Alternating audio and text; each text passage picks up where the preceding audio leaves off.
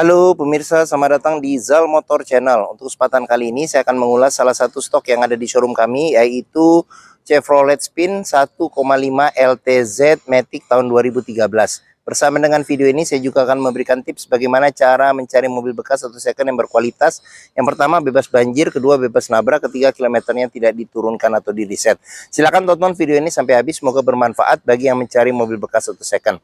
Ada beberapa hal yang perlu kita perhatikan dalam mencari mobil bekas. Yang paling mudah kita bisa perhatikan dari fisik luar, yaitu mulai dari bagian depan atau bagian belakang.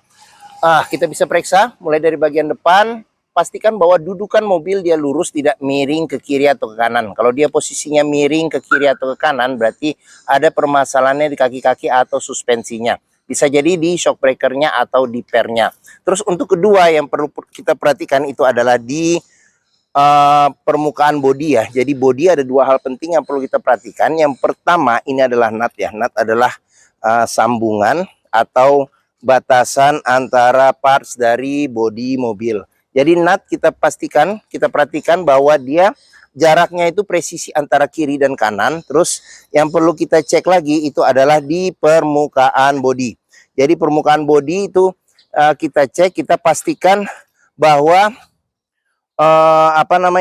pantulan benda atau objek-objek yang ada di seputar mobil itu dia memantulkan secara lurus, tidak bergelombang. Jadi kita kelilingin mobil, kita perhatikan satu persatu, baik dari ban juga kita perhatikan. Ini mungkin sekitar hampir 80% masih ada untuk ketebalan ban depan. Kita perhatikan, kita cek satu persatu bagian luar, kaca-kaca, kita periksa juga lampu. Untuk ban belakang ini ada sekitar mungkin 50%. Terus kita kelilingin, kita cek bagian-bagian belakang juga secara keseluruhan. Bagian luar mobil, pastikan bahwa ini ban, ini mungkin sekitar 40% ban belakang yang sebelah kiri. Sini ban depan masih tebal ya, jadi ini masih ada 80%. Oke, setelah kita cek dan kita pastikan secara keseluruhan bagian luar mobil, pastikan kondisinya aman, kita cek sudah oke. Berikutnya coba kita masuk ke dalam. Untuk kuncinya ini sebenarnya ini dia tergabung dengan remote dan sudah flip, karena flipnya sudah rusak dan remote-nya rusak, jadi diganti oleh pemilik sebelumnya dengan alarm aftermarket ya, seperti itu. Jadi sekarang kita coba buka mobil, kita periksa ke bagian dalam. Oke. Pada saat kita masuk ke dalam, yang pertama kali kita perlu cek itu adalah aroma dari dalam kendaraan. Pastikan bahwa aromanya tidak berbau apek atau tidak sedap. Karena apa? Kalau dia berbau apek atau tidak sedap, sebaiknya dihindarin. Karena apa? Karena ada indikasi mobil terkena banjir. Berikutnya yang perlu kita periksa itu adalah di pedal. Jadi pedal tingkat kausannya berbanding lurus dengan pemakaian atau kilometer mobil. Terus berikutnya yang perlu kita periksa lagi itu adalah di kolong dashboard. Pastikan bahwa kolong dashboard itu aman, tidak ada karat atau sisa-sisa lumpur yang melekat. Terus berikutnya yang perlu kita periksa itu adalah di kolong masing-masing jok juga kita periksa. Pastikan bahwa kondisinya oke, tidak ada karat atau sisa-sisa lumpur. Setelah kita cek dan kita pastikan bagian kolong dari interior, berikutnya coba kita masuk ke dalam. Pada saat kita masuk ke dalam, coba kita rasakan bagaimana posisi duduk. Terus bagian interior pun juga kita periksa kondisinya masih oke atau tidak. Terus habis itu kita periksa juga di bagian plafon kondisinya masih oke atau tidak. Terus habis itu untuk kondisi jok juga kita perhatikan masih oke atau tidak. Ini joknya masih asli bawaan pabrik ya, jadi dia bahannya bahan seperti fabric ya, campuran antara fabric dan bludru. Oke, setelah kita cek, kita pastikan bagian interior sudah aman. Berikutnya coba kita nyalakan mobil. Sebelum kita nyalakan mobil, sebaiknya kita buka dulu kap mesin. Kita periksa bagian atas mesin, bagian bawah mesin, pastikan bahwa tidak ada rembesan. Adapun juga rembesan kalau itu dari packing atau sealnya, untuk penggantiannya tidak terlalu mahal. Terus kita periksa juga bagian kolong mobil, pastikan bahwa tidak ada keropos. Kaki-kaki juga kita periksa, pastikan bahwa tidak ada rembesan. Adapun juga rembesan kalau itu berasal dari karet-karet atau sealnya, untuk penggantiannya biayanya tidak terlalu mahal. Terus kita cek juga level oli mesin, kondisi oli mesin, terus radiator coolant dan kondisi serta levelnya. Setelah kita cek dan kita pastikan aman semua, barulah kita coba nyalakan mobil. Oke, untuk menyalakan mobil di bagian sini kita colokin saja kuncinya. Oke, kita coba start mobil ya. pada saat kita start mobil, pastikan bahwa nyalanya itu jreng. Karena apa? Kalau dia nyalanya tersendat, berarti ada kemungkinan permasalahannya bisa jadi di akinya sudah soak, jadi perlu diganti atau perlu dicas, atau dinamo starternya yang bermasalah, jadi perlu di servis ya, seperti itu. Terus untuk getaran mesin bisa kita rasakan dengan kita pegang setir, bagaimana getaran mesin yang masuk ke dalam. Terus dari posisi duduk juga bisa kita rasakan bagaimana getaran mesin. Pastikan bahwa getaran mesin yang masuk itu minim, karena apa? Kalau dia bergetar secara berlebihan berarti ada kemungkinan permasalahannya bisa jadi di engine mountingnya ya sudah keras atau pecah, jadi perlu diganti, atau mesinnya pincang jadi perlu diservis atau tune up. Oke, setelah kita cek dan kita pastikan itu oke, berikutnya kita periksa di kilometer mobil. Untuk kilometer mobil ini di 104.000 ya. Jadi 104.000. Jadi di sini masih ada buku servis ya. Jadi buku servis terakhir kilometer servis rekod terakhirnya di Chevrolet itu di 47.000. Seperti itu. Oke. Dalam mencari mobil bekas, pastikan antara kilometer terus kondisi fisik secara keseluruhan mobil serta rekor-rekor servis terakhir, pastikan bahwa itu sesuai dan sinkron ya. Jangan sampai kita dapat mobil yang ternyata kilometernya sudah diturunkan atau di reset, karena susah untuk memprediksi perawatan atau maintenance ke depannya. Oke, sekarang kita periksa ke bagian mesin. Untuk buka kap mesin di bagian bawah sini buat buka kap mesin.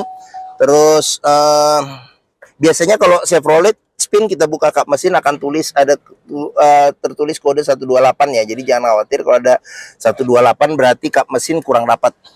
Oke. Kita periksa juga di bagian sebelum kita ke depan. Di sini ada pengaturan spion ya. Dia sudah elektrik tapi dia belum retract. Terus di sini ada pengaturan power window di keempat pintunya, serta di sini buat lock unlock power window. Oke, sekarang kita buka saja jendelanya. Terus untuk sealer ya, jadi di pinggir-pinggir pintu ini masing-masing ada sealer. Jadi sealer kita periksa, kita pastikan bahwa kondisinya juga masih oke. Karena apa? Karena apabila sealer pintu sudah cacat, berarti ada indikasi pintu sudah reparasi atau perbaikan. Dan apabila sealer pintu itu sudah rusak, berarti ada indikasi pintu sudah kalau rusak atau cacat ada perbaikan. Kalau sudah tidak ada berarti ada indikasi sealer pintu itu sudah gantian. Oke. Sekarang kita periksa ke bagian mesin. Untuk buka kap mesin di sini agak ke kanan sedikit, kita dorong ke kiri. Chevrolet Spin ini mengusung mesin 1500 cc ya, 4 silinder dengan penggerak roda depan. Jadi untuk memeriksa kondisi mesin masih bagus, kita bisa pertama dengarkan suaranya, pastikan bahwa suaranya halus, ritmenya konstan beraturan, serta getaran mesinnya minim. Untuk memeriksa mobil yang tidak bekas nabrak depan, kita bisa perhatikan di kap mesin ini ada sealer di pinggir-pinggirnya. Jadi sealer kita cek, kita pastikan bahwa kondisinya juga masih oke. Terus di dalam kap mesin juga kita pastikan bahwa tidak ada reparasi atau perbaikan. Terus untuk di bagian depan, ini ada besi yang memanjang di depan, ini kita sebut apron ya. Jadi apron juga kita periksa, pastikan bahwa tidak ada reparasi atau perbaikan untuk memastikan mobil aman, tidak bekas nabrak depannya. Jadi samping-samping juga kita perhatikan, pastikan bahwa kondisinya masih oke. Terus untuk memeriksa mobil yang tidak bekas banjir, kita bisa periksa komponen-komponen metal yang ada pada mesin, pastikan bahwa tidak ada karat dan tidak ada sisa-sisa lumpur di tempat-tempat yang sulit untuk dibersihkan. Oke, bagi yang mencari mobil MPV dengan kapasitas 7 penumpang yang bisa dikatakan tidak umum ya, tidak umum. Jadi yang penggemar mobil Amerika, terus kenyamanannya juga oke. Terus habis itu juga perawatannya juga bisa di bengkel resmi Wuling ya. Jadi bengkel Wuling juga banyak, atau di komunitas ya. Jadi kita bisa cek di komunitas, biasanya ada bengkel-bengkel referensi seperti itu. Terus kenyamanan, handling juga enak, kekedapan suaranya juga enak. Mungkin Chevrolet Spin ini menjadi pilihan yang dapat dipertimbangkan. Sekarang kita coba periksa ke bagian tengah dan bagian belakang. Oke, saya masuk ke dalam. Saya tingginya 174 cm. Ini posisi mengemudi saya masih dapat legroom yang lumayan besar ya. Untuk headroomnya sendiri juga masih lumayan oke. Terus di jok baris keduanya ini bisa duduk 3 penumpang dewasa dengan 2 senderan kepala yang bisa diatur level ketinggiannya. Seatbelt 3 titik, ada 2 di bagian kiri dan bagian kanan, serta di bagian penumpang tengah ini dapat seatbelt 2 titik. Terus dia bisa reclining ya, maju mundur, tapi tidak bisa ya, maju mundur nggak bisa, reclining masih bisa. Terus di bagian sini ada cup holder ya, cup holder sama tempat penyimpanan terbuka. Terus di sini ada kantong penyimpanan, serta di sini ada cup holder juga satu di bagian tengah, serta di sini ada handle tangan kisi-kisi AC ya. Jadi AC sudah double blower dengan pengaturan di bagian sini ya. Jadi ada berapa ya? 1, 2, 3, 4. 4 level kecepatan angin AC. Terus di bagian sini juga ada handle ini ya, pegangan tangan. Oke. Terus kita ke bagian jok ke baris ketiga ya. Jadi baris ketiga bisa duduk 2 penumpang dengan 2 senderan kepala yang bisa diatur level ketinggiannya. Seatbelt 3 titik juga ada 2 di kiri dan kanan. Di bagian sini juga ada kisi-kisi ya. Ini ada kisi-kisi AC juga ada nih sini. Terlalu ke atas nih. Kiri dan kanan ada lampu baca.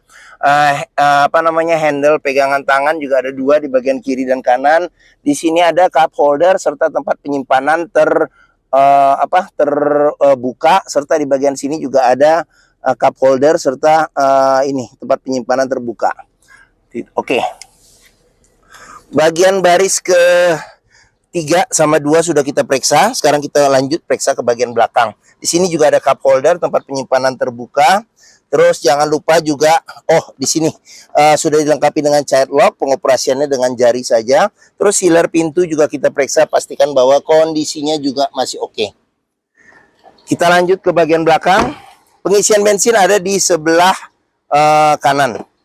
Oke. Untuk bagian atas dia sudah dilengkapi dengan roof rail, terus kaca belakang pun juga sudah ada defogger. Ini lampu rem, semprotan air wiper belakang, terus di sini ada sensor parkir 2. Setelah kita periksa saja di bagian belakang. Untuk bagasinya juga masih lumayan. Untuk bagasi masih lumayan. Di bagian bawah sini ada ban cadangan, dia full size. Harus dilipat dulu bangku baris ketiganya kalau kita mau lihat di bagian dalam. Dia full size. Dengan velgnya masih velg kaleng. Oke, jangan lupa juga kita periksa di pinggir-pinggir pintu, pastikan bahwa sealernya kondisinya juga masih oke. Sealernya kondisinya juga masih oke, serta di bagian tulangan pintu juga kita periksa, pastikan bahwa tidak ada reparasi atau perbaikan untuk memastikan mobil aman tidak bekas nabrak belakang. Kita lanjut di bagian sini. Door trim kondisi juga masih oke. Terus habis itu ini child locknya, terus sealer pintu juga kita periksa, pastikan bahwa kondisinya juga masih oke. Ini tampilan bagian tengah. Sekarang kita lanjut ke bagian depan. Oke, untuk bagian depannya door trim kondisi juga masih oke. Terus sealer pintu juga kita periksa, pastikan bahwa kondisinya juga masih oke. Ini tampilan bagian depan. Sekarang kita periksa dashboardnya satu persatu ya, mulai dari bagian setir. Bagian setir di sini dia bahannya soft touch ya, soft touch. Di sini ada pudar karena pemakaian. Terus ini cluster speedometernya. Di bagian sini kita lihat dulu, di sini ada pengaturan buat lampu ya. Jadi ini ada lampu.